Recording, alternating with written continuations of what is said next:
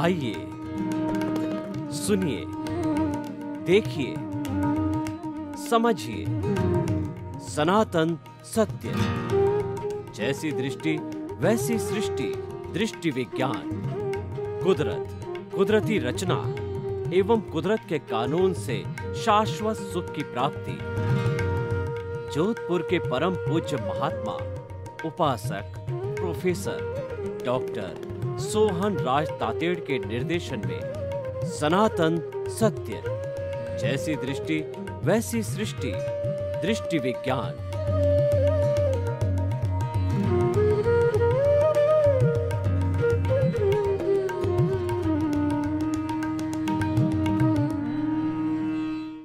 सनातन सत्य, universal truth, सार्वभौम सत्य।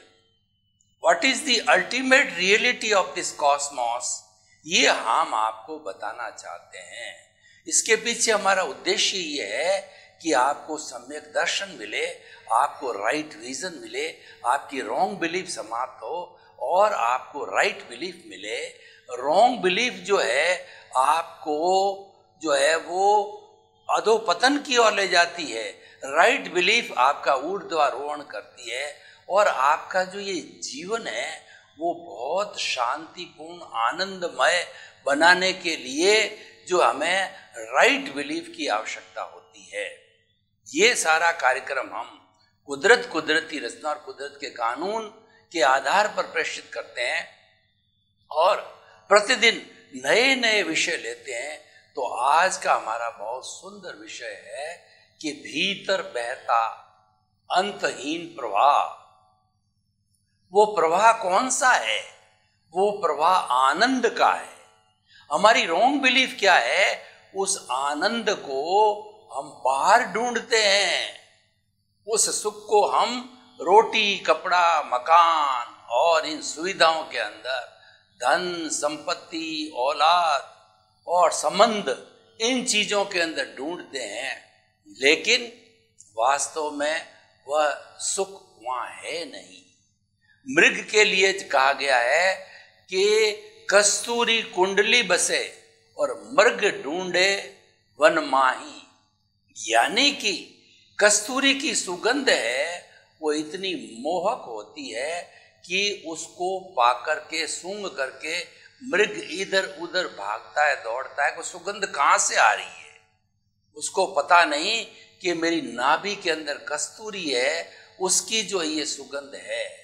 और जब इसको ये भ्रांति होती है तो हम कह सकते हैं ये रॉन्ग बिलीफ है। जब उसको कोई भी ज्ञानी पुरुष कोई बताने वाला मिल जाता है कि ये जो सुगंध आ रही है तुम्हारी नाभि में से आ रही है, तब उसको जो है सम्यक ज्ञान होता है, सम्यक दर्शन होता है, उसको सही स्थिति का पता चलता है और वह स्थिर हो जाता है।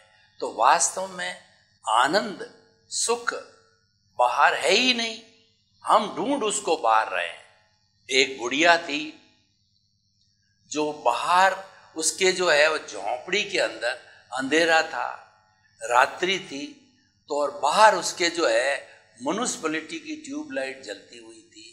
तो उस बेचारी बुढ़िया की वो टांका लगाने के लिए सुई है कहीं गिर गई थी, तो वह अंदर तो मिली नहीं क्योंकि अंधेरा है, और वो बाहर आकर के और उस ट्यूबलाइट के प्रकाश के अंदर ढूंढने लगी। तो वहां से कोई एक समझदार युवक आया और उसको कहा, माई आप यहाँ क्या ढूंढ रही हो? मेरी सुई गुम गई, कि बताओ सही, मैं आपकी मदद करता हूँ कि वो सुई कहाँ गुमी। तो उसने कहा, सुई तो मेरे झोंपड़ी में गुमी। तो कि सुई झोंपड़ी में गुमी है तो आप इसको बाहर कैसे ढूंढ रहे हो? कि बाहर तो उजाला है, भीतर अंधेरा है। तो भीतर प्रकाश किया गया और उस युवक ने उनकी जो है बुढ़िया माँ की मदद की और मदद करने पर वो सुई मिल गई। तो देखिए कि हम जो भीतर अंतहीन प्रवाह जो आनंद का है वो तो भीतर बह रहा है और हम उसको खोज रहे हैं बाहर। तो बाहर वो हमें कहाँ मिलेगा? बाहर में तृप्ति नहीं है, ये क्षणिक है। बाहर के जितने भी हम 5 इंद्रियों के सुख है, स्पर्शन रसन घ्राण चक्षु श्रोत्राणी इंद्रियाणी, ये 5 इंद्रियां हैं, उसके कुल 23 विषय कहा जाता है। आंख जो है अच्छा बुरा चित्र देखती है, और कान है वो अच्छा बुरा जो है श्रवण करती है। जीभ है वह जो है स्वाद को ग्रहण करती है। घ्राण है सुगंध दुगंध लेता है। और हमारी ये चमड़ी है वो स्पर्श करती है, ठंडा गरम मृदु कर्कश ये करती है। तो जो हम अच्छे अच्छे जो है विषय जो है वो ग्रहण करते हैं अच्छी अच्छी चीजों के अंदर, उससे हमको एक क्षणिक सुख मिलता है, और हम मान लेते हैं कि जीवन का आदि यही है। जैसे कि कुत्ता होता है, उसके मांस लगी हुई हड्डी हाथ में लग जाती है, तो वो अपनी जीभ उसके ऊपर घुमाता रहता है, लार गिरती रहती है, मामूली सा कहीं मांस गिरा हुआ है तो उसको चाट जाता है, तो कुत्ते की हड्डी कहा जाती है। वो उसी में ही सुख महसूस करता है। एक कुआं है, उसके अंदर एक मेंढक था, तो एक समुद्र का मेंढक जो है वह इत्तेफाक से उस कुएं के अंदर आ गया। तो कुएं के मेंढक को समुद्र के मेंढक ने पूछा कि भैया ये तुम्हारा जो कुआं है वो कितना चौड़ा है? कि वो इतना। फिर कहा बस इतना, फिर इतना इतना इतना बताता रहा, और जब कुएं की दीवार आ गई है कि इससे बड़ा क्या होगा, इतना है, तो फिर समुंदर के जो है मेंढक ने कहा कि मेरा समुद्र तो इससे बड़ा विशाल है। उसको ले गया और बताया कि देखो इतना विशाल ही अंतहीन है। तब कोई ज्ञानी पुरुष या कोई सद्गुरु हमको उसका दर्शन कराता है, भीतरी जगत का हमको स्पर्श कराता है, दर्शन कराता है, तो वो अंतहीन झरना प्रवाह 24 आवर्स बहने वाला, जीवन भर बहने वाला और अनादि अनंत तक बहता रहने वाला आनंद का जरिया हमको मिलता है, और वह हमें उसका स्पर्श कराता है, उसका रसास्वादन करवाता है।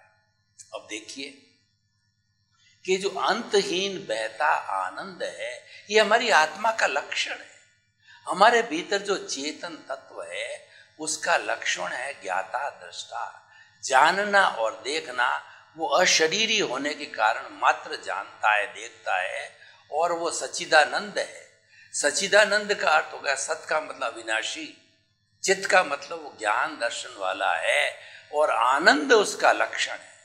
देखिए अपना अपना लक्षण होता है कि वस्तु सहावो धर्म, हर वस्तु का अपना अपना लक्षण होता है कि आप आग में हाथ डालोगे तो आपका हाथ जलेगा, आप जो है पानी में हाथ डालोगे तो आपका हाथ ठंडा होगा, और एक जो नीम का पेड़ है उसको 100 घड़ों से सींच लो तभी भी उसकी कड़वाहट जाती नहीं। अपनी अपनी प्रकृति है, अपना अपना धर्म है, अपनी अपनी नेचर है, उसको बदला नहीं जाता है। तो हर एक की अपनी अपनी नेचर होती है और उसका स्वभाव ही उसका धर्म होता है। तो हमारी आत्मा का है, लक्षण है, स्वभाव है, वो आनंद है, वो इसका धर्म है। और जो व्यक्ति एक बार इस भीतरी आनंद को प्राप्त कर लेता है तो बाहर के आनंद उसको फीके फीके लगते हैं। और हम तो आपको वो इस सनातन सत्य कार्यक्रम के तहत जो है भीतर बहता हुआ आनंद का जरिया है फॉर एवर आपको देना चाहते हैं, यानी आपको हम ऐसा सुख की नींव लगाना चाहते हैं कि जिसके बाद में कभी दुख नहीं आए। जो बाहर हमें ये इंद्रियों के सुख से मिलता है तो वो थोड़ा सुख लेकर के हम फेडअप हो जाते हैं, हम तृप्त हो जाते हैं। हम ये चाहते हैं कि कोई जो है हमको और निरंतर सुख मिले, यानी बाह्य सुख में तो कभी सुख आया कभी दुख आया। कैसे कि हमें 1 लाख रुपए की प्राप्ति हो गई तो हम सुखी हो गए, भूल गए, कुप्पा बन गए, और 2 लाख रुपए का घाटा हुआ तो हम डिप्रेशन के अंदर चले गए। और डिप्रेशन भी ऐसा कई बार व्यक्ति सुसाइड तक कर लेता। हमने बहुत से स्टूडेंट्स को देखा है कि जो कंपटीशन के अंदर जाते हैं तो वो ये सोच के उनका ये चिंतन होता है कि मैं फर्स्ट डिवीजन आऊँगा या पूरे समूह में फर्स्ट आऊँगा, और नहीं आ पाते हैं। उसकी जगह रिवर्स उनको रिजल्ट मिलता है। तो इतने डिप्रेशन में चले जाते हैं कि वो अपना सुसाइड तक कर लेते हैं। तो ये जो है व्यक्ति जब भीतर के झरने को पहचान लेता है कि ये तो आने वाला है, जाने वाला, ये तो संजोग है, मन वचन काया तथा उससे जुड़ी हुई हर अवस्था मात्र कुदरती रचना है और वो संजोग है और वो उसके साथ में वियोग जुड़ा हुआ है, वो जो है वो नाशवान है, वो जड़ है और वो समाप्त होने वाली है, उसकी तो अवस्था का कोई अस्तित्व नहीं होता है। लेकिन जो भीतर जरिया बह रहा है वह अवस्था नहीं है, वह तो स्वभाव है। देखिए, अवस्था और स्वभाव में अंतर होता है। स्वभाव तो टिकाऊ होता है और अवस्था होती है वो जाने वाली होती है। मैं आपको उदाहरण देना चाहता हूँ कि क्या आप दिन के अंदर 24 घंटे क्रोध में रह सकते हो? नहीं रह सकते। आपकी नस फट जाएगी, आप कोमा में चले जाओगे, आपको हार्ट अटैक हो जाएगा। थोड़ी देर क्रोध करने के बाद आप शांत हो जाओगे। तो क्रोध तो एक अवस्था है, तो अवस्था मिनट भर रही और उस अवस्था के बाद फिर चली गई, उसका वियोग हो गया।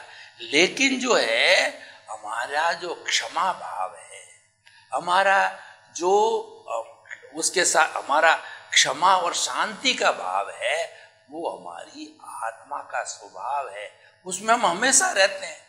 आपने कभी महसूस किया होगा कि घर में तू मैं हो जाती है, तो आप चाहते हैं कि मैं अलग जगह जाकर के बैठूं। जब व्यक्ति टेंशन में आ जाता है तो व्यक्ति चाहता है कि मैं एकांत लूं। क्यों? एकांत के अंदर जो है उसको शांति मिलती है, सुकून मिलता है, आनंद मिलता है, प्लेजर मिलता है, क्योंकि ये आत्मा के गुण हैं, ये हमारा स्वभाव है।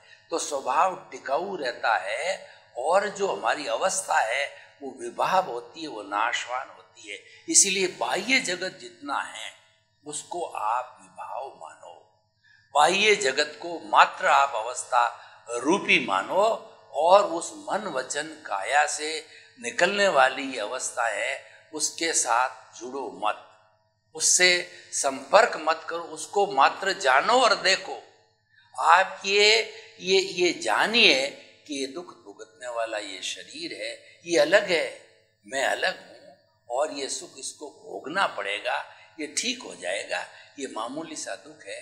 आप उसको शांता अपने आप को अपने आप से सांत्वना दो। आपके तकलीफ आ जाती है तो आप इस शरीर को समझाओ कि हे मेरे पुतले, तुम्हें जो कष्ट आया यह भी चला जाएगा, ये सही नहीं है, सुख भी जाता है, दुख भी जाता है, तो ये बदलने वाली अवस्था है जो नाशवान होती है। तो इसको लेट गो करना सीखो।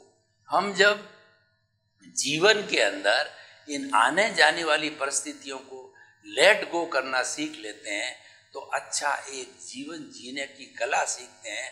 वो कहलाती है art of living, good life style, way of living, science of living. वह एक सुंदर हमारी हैबिट होती है, वही हमने सीखना है। जो हमारा ये सनातन सत्य कार्यक्रम है, ये जीवन जीने की कला बताता है। इसके प्रतिदिन जो जो विषय दिए जाते हैं वह विषय हमारा बाहरी जगत और भीतरी जगत का समन्वय कराता है। ये बाहरी जगत तो हमारा भुगतान है, जो हम पीछे से लेके आते आए हैं, वो हम बच नहीं सकते, वो तो हमें भुगतान का फेस करना ही पड़ेगा। वो भुगतान तो डेबिट क्रेडिट हमें करना ही पड़ेगा और उसके करने से ही मुक्ति। इसीलिए कहा गया है कि व्यवहार शुद्धि बिना निश्चय शुद्धि नहीं है, लेकिन उससे मुक्त रहो। मन वचन काया से मुक्त, ऐसा मैं शुद्ध आत्मा हूं। जब हम ये बात सोचते हैं तो हम रियल पुरुषार्थ में आते हैं और यही सनातन सत्य है, यही लॉ ऑफ द कानून, यदि लॉ ऑफ द नेचर है और इससे ही शाश्वत सुख की प्राप्ति होती है कि आपने ज्यों ज्यों ये भुगतान को समाप्त किया, समाप्त करने के बाद के अंदर जीरो हो गया, तो आप अपनी मौलिक अवस्था है वो सिद्ध बुद्ध अवस्था के अंदर आ जाओगे। मैं आपको उदाहरण देना चाहता हूँ कि बैंक से हम लोन लेते हैं।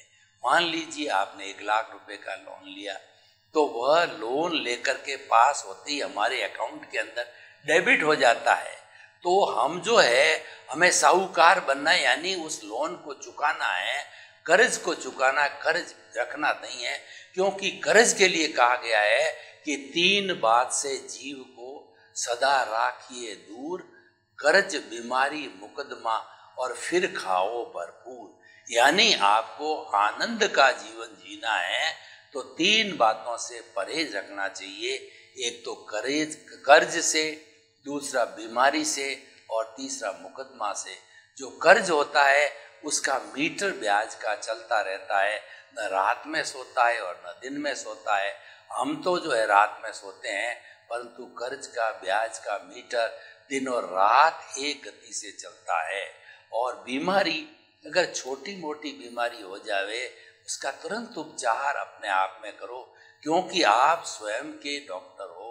डॉक्टर तो सारी जो है वो फैमिली हिस्ट्री और उसके बाद में टेस्ट वेस्ट कराने के बाद डायग्नोसिस करते हैं, लेकिन उसका ओरिजिन तो आपके भीतर है। वो तो आपके ओरा में 6 महीने पहले ही आ जाता है आपको बीमारी होने वाली। आप आसानी से समझ जाते हो कि ये मेरी बीमारी किस कारण हुई। डॉक्टर तो डायग्नोसिस करने के बाद कारण मालूम करता है, लेकिन आप जो है अगर भीतरी जगत में गोते लगाने वाले हो, आपके पास विवेक है, आपके पास कॉमन सेंस है, तो आप जान जाते हो कि मेरी इस बीमारी का कारण क्या, उसका तुरंत उपचार कर लो तो बीमारी जो है वो अर्ली स्टेज के ऊपर समाप्त हो जाती है, ताकि कि उसको इंटेंसिव स्टेट जो है स्टेट तक नहीं जाना पड़े। तो हम आपको ये बात बता रहे हैं कि व्यवहार जगत और भीतरी जगत परमानेंट है, भीतरी जगत स्थायी है, भीतरी जगत हमेशा साथ रहने वाला है, भीतरी जगत आत्मा का जगत है, उसमें अंतहीन आनंद का प्रवाह चलता है। और भीतरी जगत के अंदर आपको कोई तरह की रिस्क नहीं रहती है और कोई तरह के साधन की आवश्यकता नहीं रहती है। भीतरी जगत के अंदर एक परिंदा भी पर नहीं मार सकता है। आपकी कितनी भी आज्ञाकारी पत्नी क्यों नहीं हो, वह भी आपके भीतरी जगत में नहीं जा सकती है। तो भीतरी जगत is your absolute, your own world. जब आप ओन वर्ल्ड में रहते हो, जब आप स्वयं के मकान में रहते हो, तो हमेशा सुरक्षा अनुभूति करते हो। अपने घर में कभी असुरक्षा की बात नहीं होती है, दूसरे के घर में हमें असुरक्षा महसूस होती है, पर घर में सुरक्षा महसूस नहीं होती है। अगर हमारे पास में उस वक्त के अंदर कोई पैसा वगैरह है तो भय रहता है, कोई बहुमूल्य आपने जो है वह ऑर्नामेंट्स पहन रखे तो भी भय रहता है कि कोई इसको चुरा नहीं ले, कोई इसको ले नहीं ले। तो हमारा स्वयं का घर एक सुरक्षा कवच है जो हमारे भीतर है, वो हमारे से कभी अलग नहीं होता। आनंद उसका स्वरूप है, तो उसका आनंद हमें लूटना चाहिए। और जो बाह्य जगत है वो हमारी लायबिलिटी है। देखिए, कोई भी व्यक्ति इस सांसारिक जगत के अंदर शादी करता है, उसके बच्चे होते हैं, 1, 2 या 3 बच्चे होते हैं, तो बच्चा होते ही जो है उस व्यक्ति का दायित्व हो जाता है उसको पैरों पर खड़ा करना, क्योंकि हमारे को भी हमारे माँ बाप ने अपने पैरों पर खड़ा किया, उन्होंने उत्तरदायित्व को निभाया। एक माली होता है, एक पौधा लगाना ही पर्याप्त नहीं है। पौधा लगाने के बाद उसको खाद देना, पानी देना, धूप देना, उसको झंझावात से बचाना, उस पर ट्री गार्ड लगाना और धीरे धीरे उस पर परिश्रम करके 1 साल, 2 साल, 5 साल जैसा हरेक की जैसी प्रकृति है उसके अनुरूप उसको खड़ा करना, ये माली की ड्यूटी। इंसान एक माली की तरह होता है, गार्जियन की तरह होता है, तो उसको निभानी पड़ती है। तो हमारा जो ये बाह्य जगत है वो हमारा उत्तरदायित्व का जगत है, वो हमें निभाना ही पड़ता है, चाहे हम चाहे या न चाहें।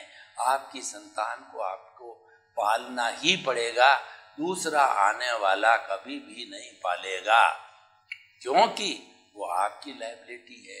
तो ये आप खुद जो है उस लायबिलिटी को आपने ही क्रिएट किया है।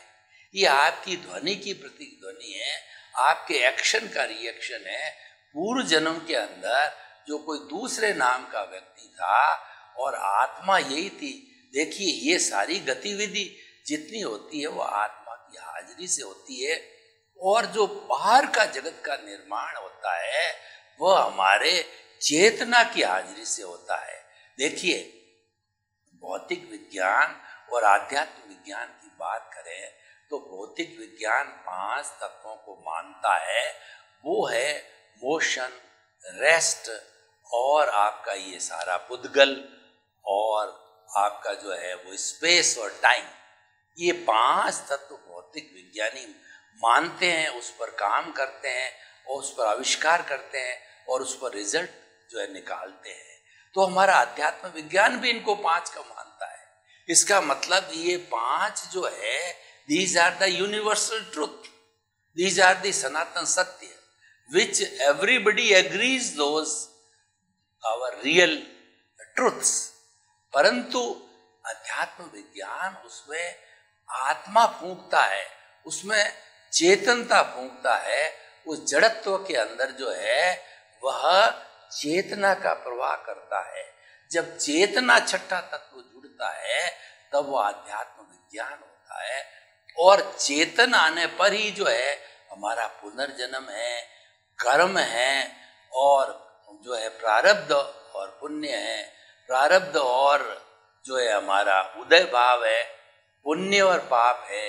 ये सारी अवस्थाएं हैं चेतन तत्व के जुड़ने से होती है, भीतरी जगत के जुड़ने से होती है। अगर भीतरी जगत नहीं है, चेतन नहीं है, तो हम जड़वत रहेंगे और जड़ सारी दुनिया है ही है, पौद्गलिक ये भौतिक विज्ञान पूरा है ही है। तो दोनों के जुड़ने से एक समन्वित रूप होता है, एक होलिस्टिक रूप होता है। तो हमें इन दोनों को समझना है और हम ये बताना चाहते हैं आपको कि जो भीतर बहता हुआ अंतहीन प्रवाह है उसका आप ज़्यादा से ज़्यादा उपयोग करो। उपयोग कब करेंगे? जब इस हम जगत में जाएंगे। हम क्या करते हैं कि पूरा जीवन भर बाहर के जगत के अंदर गोते लगाते हैं। हम दुनिया को बहुत जानते हैं, एक एक के संबंध को हम जानते हैं और पहचानते हैं, लेकिन खुद की पहचान नहीं करते। जो खुद की पहचान करता है, जो ये ढूंढ लेता है हु एम आई, मैं कौन हूँ, मेरा क्या अस्तित्व है, मेरा क्या लक्षण है, जब वो जान जाता है तो उसके लक्षण को जो भीतर में अंतहीन बहता हुआ प्रवाह है उसको भी ग्रहण कर लेता है और जीवन को धन्य बना देता है। तो हम आपको ये कहना चाहते हैं कि आप भीतरी और बाहरी जगत का समन्वय करो, भीतरी जगत में भी थोड़ा थोड़ा गोता लगाते रहो। देखिए, 2 तरह की विचारधारा इस दुनिया में चलती है, एक मनोरंजन है और एक आत्मरंजन है। मनोरंजन करने वाला व्यक्ति बाहर ही बाहर घूमता रहता है, eat drink and B Mary करता है और इंद्रिय सुख मानता है और सत्ता संपत्ति संबंध उन सब के अंदर ही सुख की अनुभूति करता है और उसी को सब कुछ मान लेता है। उसको जीवात्मा कहा जाता है, वो स्वार्थ की चेतना कहलाती है। लेकिन भीतरी जगत में जाने पर हमें परार्थ और परमार्थ की चेतना मिलती है। भीतरी जगत हम कब टच कर पाते हैं? जब ज्ञानी पुरुष या सदगुरु के द्वारा हमको ज्ञान दिया जाता है, हमको ट्रेनिंग दी जाती है, हमको बताया जाता है कि बाहरी जगत के साथ साथ में भीतर का जगत भी, और भीतर का जगत ऐसा है कि वहाँ अंतहीन, वहाँ रेगुलर बहने वाला आनंद का जरिया है, उसको स्पर्श करो। और बाहर जो आनंद तुम्हें मिल रहा है वो तो क्षणिक है, वो कुछ ही समय रहने वाला है और फिर चला जाएगा। मैं आपसे प्रश्न करना चाहता हूँ, क्या आप कोई टेम्परेरी चीज को लेना पसंद करोगे या परमानेंट को लेना पसंद करोगे? तो हमेशा व्यक्ति जो है परमानेंट स्थिति को पाना चाहता है, परमानेंट होना चाहता है। तो परमानेंट होने के लिए या परमानेंट पाने के लिए उसको भीतरी जगत के अंदर गोते लगाने पड़ेंगे। तो देखिए, बाहर में हमारा जीवन कैसे अच्छा बने, बाहर में जीवन अच्छा बनाने के लिए हमें सबके प्रति मंगल भावना करनी चाहिए। प्राणी मात्र जो भी जन्म लेता है वो कोई मरना नहीं चाहता है, सभी जीना चाहते हैं और कोई भी दुख नहीं चाहता है, सभी सुख चाहते हैं। जब कोई दुख चाहता नहीं है तो हमें उसको दुख देने का जो है हमारे पास में क्या पावर है, हम उसको दुख क्यों दें, हमें उससे क्या मतलब है। हमें किसी को दुख नहीं देना चाहिए। इसलिए अध्यात्म विज्ञान कहता है कि किसी भी प्राणी को दुख न देना ये सबसे बड़ा संवर है, ये सबसे बड़ा मानव धर्म है, ये सबसे बड़ा जो है हमारा अध्यात्म है। अध्यात्म का आविष्कार हुआ या कहना चाहिए धर्म का आविष्कार हुआ तो वो आविष्कार व्यक्ति को व्यक्ति से जोड़ने के लिए हुआ कि व्यक्ति एक दूसरे से साथ में कैसे अच्छा संबंध कर सकता है, सामूहिक जीवन जी सकता है, सामाजिक जीवन जी सकता है, शांतिपूर्ण सह अस्तित्व कर सकता है। तो उसके लिए जो है हमको ये हमारे मानवीय गुण हैं, उन गुणों को जो है वो धारण करना जरूरी होता है। जो मानवीय गुणों को धारण कर लेता है, जो हमारे समाज ने एथिक्स बनाई है, अगर उसको वो धारण करता है तो वो एक अच्छा इंसान बन जाता है।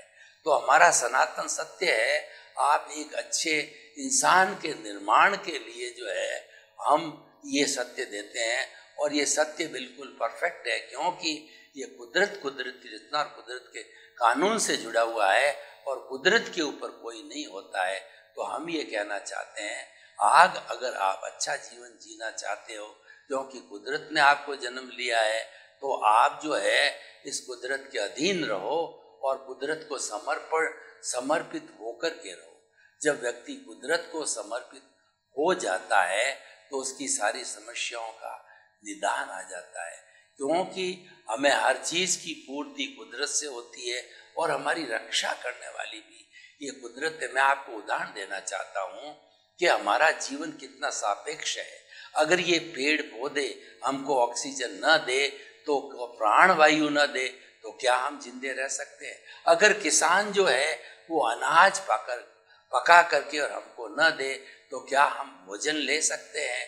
और दुनिया का कोई भी आदमी देखिए, जिस चीज का वो काम है, अगर डॉक्टर अपनी ड्यूटी न करे तो क्या हमारा जो है स्वास्थ्य अच्छा रह सकता है? हर एक की अपनी अपनी ड्यूटी है, मतलब सापेक्ष जीवन है। जब हम अपनी अपनी ड्यूटी निभाते हैं तो हम सापेक्ष होते हैं, हम दूसरे के लिए काम के होते हैं और व्यक्ति निरपेक्ष हो ही नहीं सकता। जहाँ द्वैत है वो हमेशा सापेक्षता होगी किसी न किसी रूप के अंदर। कोई भी व्यक्ति अगर धर्म की आराधना करने वाला है और वो कहे कि मैं तो हिमालय की गोद में जाकर के आराधना करूं, तो वहां पर भी जो है उसको रोटी का, कपड़े का, शेल्टर का, सुरक्षा का पूरा ध्यान रखना पड़ेगा। तो वहां भी उसे समाज की आवश्यकता होगी। और जितने भी हमारे ऋषि मुनि साधु सन्यासी है, जो वसुधैव कुटुंबकम के सदस्य है, उन सब को जो है वो हमारे समाज की आवश्यकता होती है, क्योंकि हम निरपेक्ष जीवन नहीं जी सकते। हमारा सबका जीवन सापेक्ष है। एक सांस भी लेते हैं उसमें हम सापेक्ष है, क्योंकि वो प्राण वायु हमको वायुमंडल से मिलती है। तो हम कहना चाहते हैं कि ये सापेक्षता सारी हमारी कुदरत पूरी करती है। इसीलिए हमने सिद्धांत ही कुदरत को समर्पित करके बनाए हैं कि कुदरत को समर्पण सच्चा समर्पण है। यानी कि अर्थ ये है कि हमारा जीवन प्राकृतिक होना चाहिए। Early to bed and early to rise is a sign of good health. A good mind exist in a sound body. तो हमें हर वक्त जो है अच्छा इंसान बनने की कोशिश करनी चाहिए। और हमारे जो सामाजिक मापदंड बनाए गए हैं, हमारे जो सामाजिक अर्हताएं बनाई गई है, सामाजिक आचरण बनाए गए हैं, उन सब का हमें पालन करना चाहिए। तो हमारा अंतहीन बहता हुआ जो भीतर दरिया है उसकी हमें पहचान करनी चाहिए। उसे हमें किसी ज्ञानी पुरुष को ढूंढना चाहिए। सर्वे भवन्तु सुखिनः सर्वे सन्तु निरामया। लोक के सब जीवों को सुख मिले, शांति मिले, आनंद मिले, प्रेम मिले, सबको मुक्ति मिले। आप सभी के प्रति मंगल भाव।